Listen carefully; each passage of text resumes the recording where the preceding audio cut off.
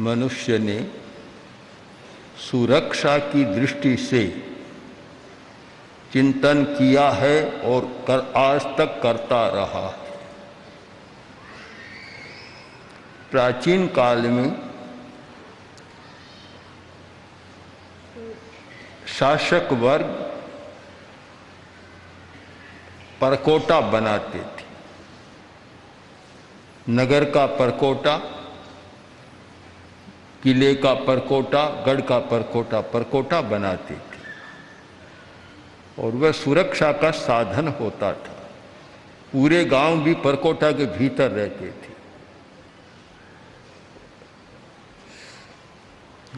एक परंपरा है कि तीर्थंकर का समवसरण होता है, वहां समवसरण के 3 परकोटे होते।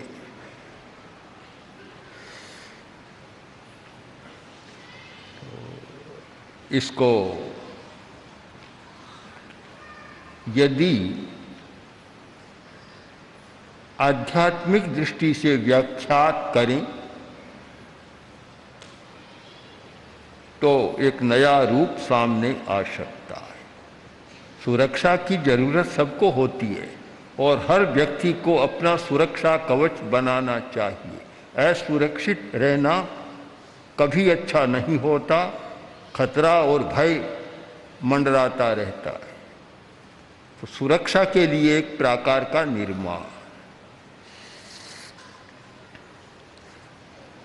तीर्थंकर जहाँ होते हैं वहाँ असुरक्षा तो नहीं होती, भय भी नहीं होता, फिर भी प्राकार बनते हैं। इस बात की सूचना देते हैं कि हर व्यक्ति को अपनी सुरक्षा के प्रति सावधान रहना चाहिए। स्तुतिकार ने उसको एक नया रूप दिया है कि प्रभु आपके समवसरण के बाहर एक परकोटा, फिर दूसरा, फिर तीसरा, 3 बने हुए हैं और हमारे 3 लोक माने जाते हैं, अधोलोक, मध्यलोक और ऊर्ध्वलोक। 3 लोक हैं, 3 परकोटा। ये परकोटा क्यों बने? तो कवि की कल्पना है कि आप कांति, यश और प्रताप के समुच्चय हैं। ये परकोटा कोई धातु से बने हुए नहीं है।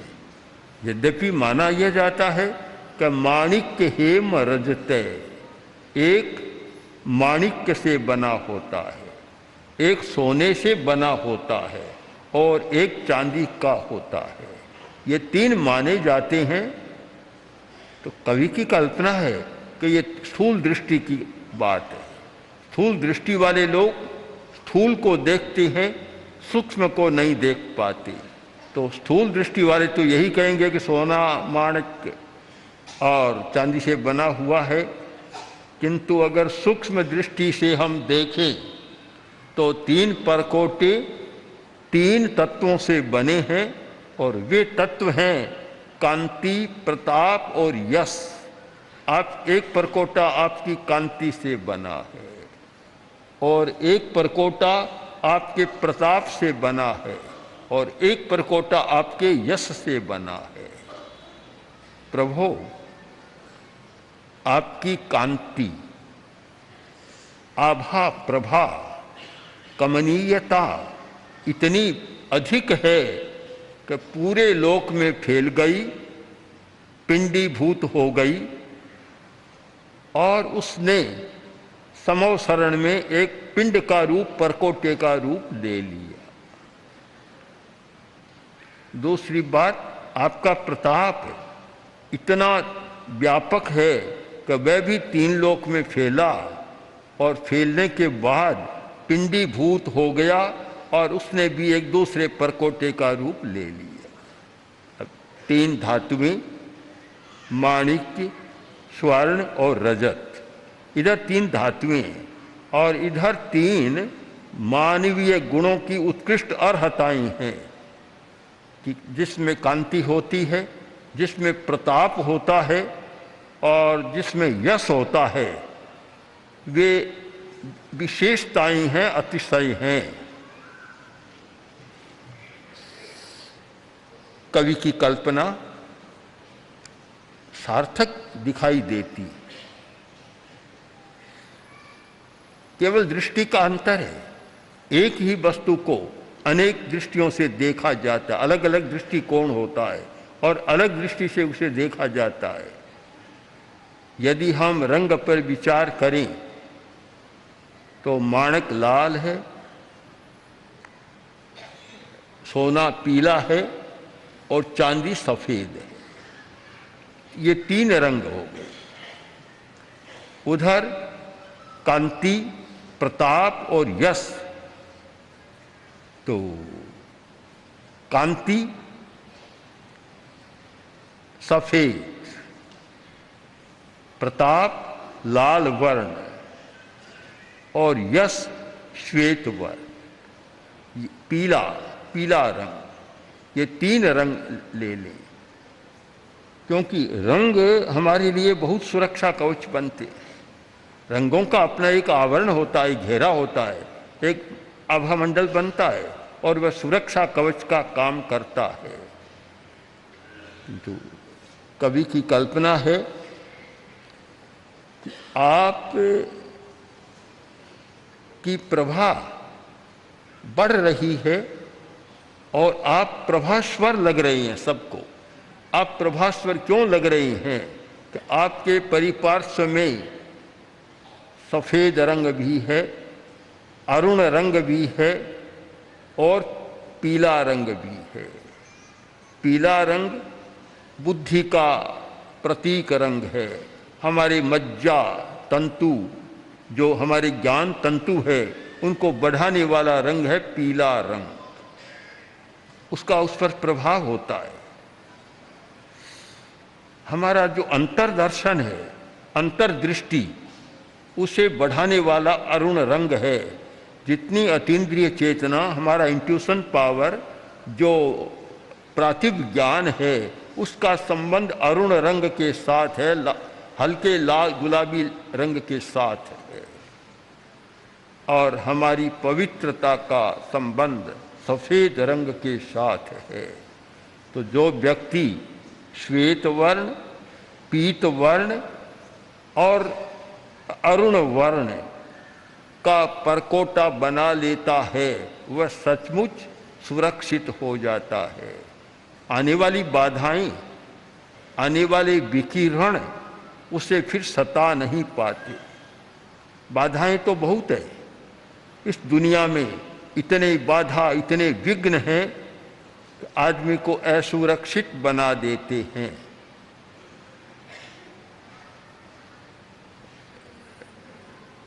पढ़ा होगा कि एक बादल बना हुआ,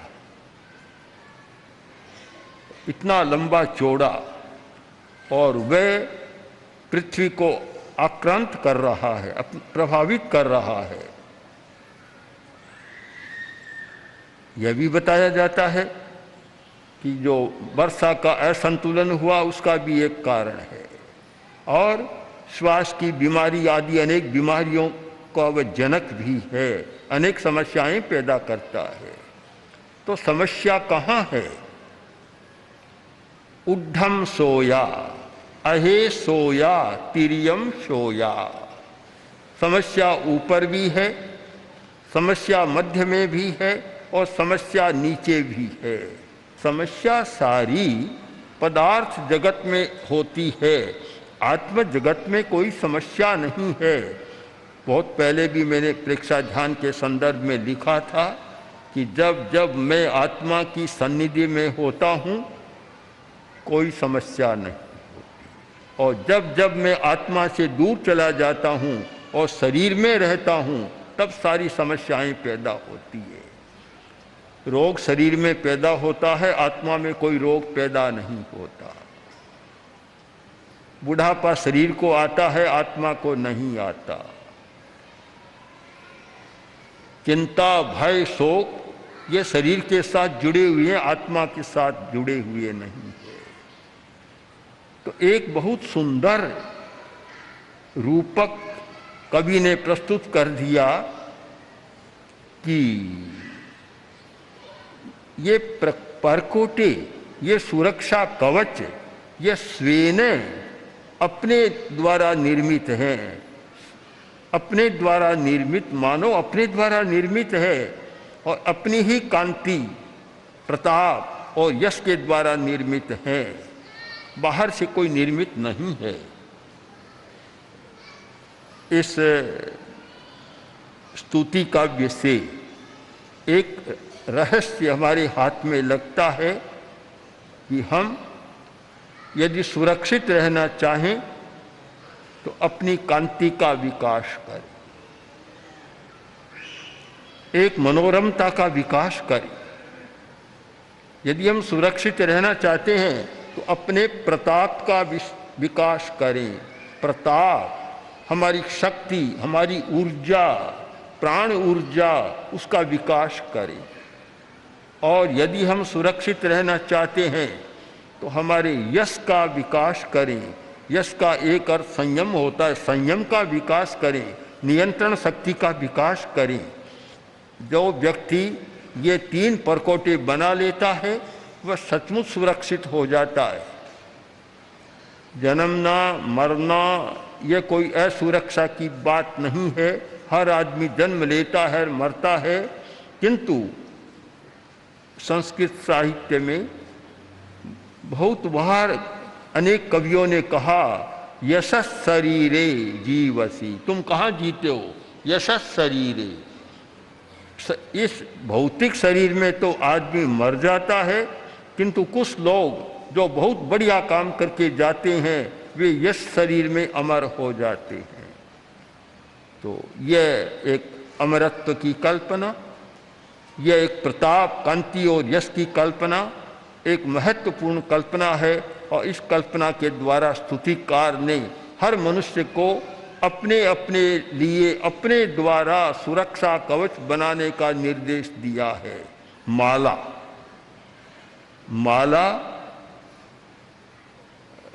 जप के लिए भी माला, स्वागत के लिए भी माला, और भी पता नहीं कितने अवसर आते हैं माला आदमी पहनता है स्वयं या पहनाई जाती है। माला का तो एक यह परंपरा भी चली कि तीर्थंकर के पास सामने मालाएं होती है, दिव्य माला होती है। माला, माला का बड़ा महत्व है। सृज यानी फूलों की माला, रत्नों की माला, मोतियों की माला, न जाने किन किन की माला होती है। और माला का बड़ा महत्व रहा है। माला किसकी? कवि ने कल्पना की है कि आपके सामने फूलों की माला पड़ी है और रत्नों की नहीं, मोती की नहीं और कुछ नहीं, फूलों की माला। ये क्यों? इस रहस्य को पकड़ने का प्रयत्न किया कि आपके चरणों के पास सुमन ही आ सकता है, दुर्मन नहीं आ सकता। सुमन ही आ सकता है। सुमन, सुमन का एक अर्थ होता है जिसका मन अच्छा है, और सुमन का एक अर्थ है संस्कृत शब्दकोश में फूल, फूल का नाम है सुमन। सुमन फूल है, सुमन है, इसीलिए आपके चरणों के पास आ गए। अगर दुर्मन होता, आपके पास नहीं आता। अगर उसमें क्रोध होता, आदमी दुर्मन बन जाता। अहंकार होता तो दुर्मन बन जाता। माया कपट होता तो दुर्मन बन जाता। ये सुमन है, न कोई क्रोध का आवेश है, न कोई अहंकार है और न कोई माया छलना है। शायद आदमी दूसरे को ठगने में ज़्यादा रस लेता है, मन खराब हो जाता है, सुमन नहीं रह पाता। छलना बहुत चलती है, दूसरे को धोखा देने में ज़्यादा रस लेता है। माँ ने बेटे से कहा, बेटा ये इतने भांड पड़े हैं, किसी में जीरा है, किसी में बेशवार, किसी में नमक, किसी में चीनी, इन सब के लेबल लगाना है, तुम यह काम करो, चिपकाती जाओ लिखा। पुत्र ने काम शुरू कर दिया। फिर माँ ने देखना शुरू किया तो कह रहे ये क्या किया, ये भांड तो है चीनी का, तुमने लेबल लगा दिया नमक का कि माँ चींटियों को धोखा देने के। ये नमक का लिखा हुआ है तो चींटियाँ नहीं आएगी, या चीनी लिख दूंगा चींटियाँ आएगी, तो चींटियों को धोखा देने के लिए मैंने इस पर नमक का लेबल चिपका दिया। आदमी आदमी को भी धोखा देता है, पशु पक्षियों को भी देता है, और चींटियों को भी धोखा देना चाहता है। मन को विकृत बनाने वाली हमारी अवस्थाएं, एक क्रोध आवेश मन को दूषित बना देता है। अहंकार का आवेश भी मन को सुमन नहीं विमन बना देता है, और ये माया कपट और लोभ का आवेश भी विमन बना देता है। किंतु प्रभु ये ठीक चिंतन किया गया कि आपके चरणों के सामने ये सुमन की माला है, सुमन है। अगर रत्नों की माला होती तो ऐश्वर्य तो प्रकट होता, पर सुमन नहीं बन पाती, सुमन नहीं होता। सुमन है, इसका तात्पर्य है कि आपके चरणों की सन्निधि में वही व्यक्ति आता है जो सुमन होता है, अथवा दुर्मन होता है, या आते ही वह सुमन बन जाता है। हाथी भारी भरकम होता है, और फिर भारी चीज पर बैठ जाए तो हाथी पर हाथी हो जाता है। ये सारी उपाधियां इतनी आदमी पर बोझ लाद देती है कि आदमी स्वाभाविक नहीं रहता। हमें स्वाभाविक रहना है तो इन उपाधियों से नहीं, उपाधियों से मुक्त होना है। निरुपाधिक, निरुपाधिक ये बहुत बढ़िया शब्द है, निरुपाधिक। क्यों, कम्मुणा उवाही जायई, उपाधि किससे पैदा होती है? कर्म से पैदा होती है, और हमने कर्म के बंधन को क्षीण कर दिया, निरुपाधिक बन जाते हैं, मूल स्वरूप में आ जाते हैं। तो मूल स्वरूप में आने का मतलब सुमन बन जाते हैं, सुमन। अगर किसी को माला पहनानी हो या पहननी हो तो पहले सुमन की परीक्षा करो, पहनाने वाले का मन कैसा है और पहनने वाले का मन कैसा है। किंतु औपचारिकता में दोनों बातों पर ध्यान नहीं दिया जाता। मान तो औपचारिकता होती है, वह भी जानता है कि औपचारिक है, पहनाने वाला भी जानता है कि औपचारिक बात है, पहनने वाला भी औपचारिक मानता है। तो ये उपचार बहुत चलता है। किंतु प्रभु आपके चरणों के पास जो माला आती है वह सचमुच सुमन बन जाती है, और आपके चरणों के पास आने वाला व्यक्ति भी सुमन बन जाता है। आज की कठिनाई तो बहुत है, कठिनाइयाँ। माला भी कहाँ है आज, फूल भी सूखते जा रहे हैं, पानी सूखता जा रहा है, कहाँ मिलेगी। राजस्थान की घटनाएं सुनते हैं तो एक संवेदना की भावना जागती कि जहाँ पीने को पानी सुलभ नहीं। पशु की बात तो बेचारों की क्या बात करें, पशुओं के लिए तो भारी समस्या है, आदमी के लिए भी समस्या है। और जहाँ पानी की सुलभता थी, आज तो कहते हैं कि 3 दिन से या 4 दिन से पानी मिलता है। अब सुमन कहाँ खिले, सुमन को खिलने के लिए भी अवकाश चाहिए, पानी चाहिए, जल चाहिए। जीवन स्थान में तो अनेक स्थानों पर भारी समस्या है पानी की। जैसा कहा जा रहा है कि अगला महायुद्ध पानी के लिए होगा, यह एक वैज्ञानिकों की भविष्यवाणी है। अब पता नहीं वह कब होगा, पर जहाँ पानी नहीं है वहाँ तो आज भी युद्ध सा हो रहा है। आपस में तो लड़ाइयाँ चलती है, पानी भरने के लिए लड़ाइयाँ हो जाती है, और कितना झंझट है। पानी के अभाव में। अब जब पानी नहीं है तो आदमी सुमन कैसे बनेगा? सुमन बनने के लिए जीवन की प्राथमिक आवश्यकताओं की पूर्ति भी जरूरी है। रोटी मिलती है, पानी पूरा मिलता है, कपड़ा मिलता है, मकान मिलता है, चिकित्सा की सुविधा हो जाती है, तो फिर हम बात करें कि सुमन बनेगा या दुर्मन बनेगा। उसके उत्तरकालीन बात है, उत्तर दार्शनिक बात है। जब मूल बात में ही समस्या है तो सुमन कैसे बने? इस दुनिया में इतनी विचित्रता है, इतनी प्राकृतिक समस्याएं हैं कि सुमन खोजना भी बड़ा मुश्किल है। हम सुमन की बात करें, सुमन के लिए एक पृष्ठभूमि चाहिए। अच्छी पृष्ठभूमि हो तो मन अच्छा बन सकता है। आप निश्चित माने कि जिस व्यक्ति के जीवन की प्राथमिक आवश्यकताएं पूरी नहीं होती है उसके लिए सुमन का उपदेश भी व्यर्थ है और उसके लिए सुमन की कल्पना करना भी जटिल कल्पना है। भूखा आदमी आया, पुराने जमाने की बात है, हजारों वर्ष पहले की, और एक सन्यासी ने उपदेश देना शुरू कर दिया। जो वृद्ध सन्यासी था, अनुभवी था, उसने कहा किसको उपदेश दे रहे हो? वह तुम्हारी बात ही नहीं सुनेगा। इसके शरीर को देखो, लग रहा है कि भूखा है, बिल्कुल नहीं सुनेगा। पहले इसको रोटी खिलाओ और फिर उपदेश दो। आज क्या हो रहा है कि पहले उपदेश और रोटी की कोई बात ही नहीं, उल्टा, इसलिए उसका असर भी नहीं हो रहा है। यानी वही व्यक्ति अच्छे मन वाला हो सकता है जो तृप्त है, प्राथमिक आवश्यकताओं की पूर्ति करने वाला है। अन्यथा उसका ध्यान तो वहाँ जाता है कि जहाँ रोटी रोटी दिखाई देती है, सुमन वाला हो नहीं सकता।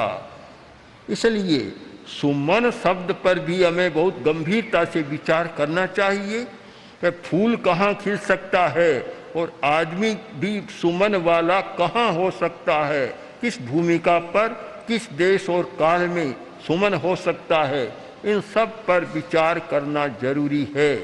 किंतु जहाँ अरहत पार्श्व की सन्निधि में, उनके चरणों में कोई व्यक्ति चला जाता है तो वह निश्चित ही सुमन बनता है। इसलिए कि उसकी आवश्यकताएं भी येन केन प्रकारेण पूर्ण हो जाती है और मन का कलुष भी धुल जाता है और वह सुमन बन जाता है। हम भी चिंतन करें कि हमें सुमन बनना है, दुर्मन नहीं बनना है, सुमन बनना है। और सुमन बनने के लिए क्या क्या हमें करना है, कौन सी साधना हमें करनी है, उस पर भी हम विचार करें तो मैं मानता हूँ कि यह स्तुतिकार का जो प्रतिपाद्य है वह प्रतिपाद्य सहज फलित हो सकता है और हमारी सुमन बनने की साधना भी सार्थक हो सकती है। ओम ओम श्री महाप्रज्ञ गुरवे नमः।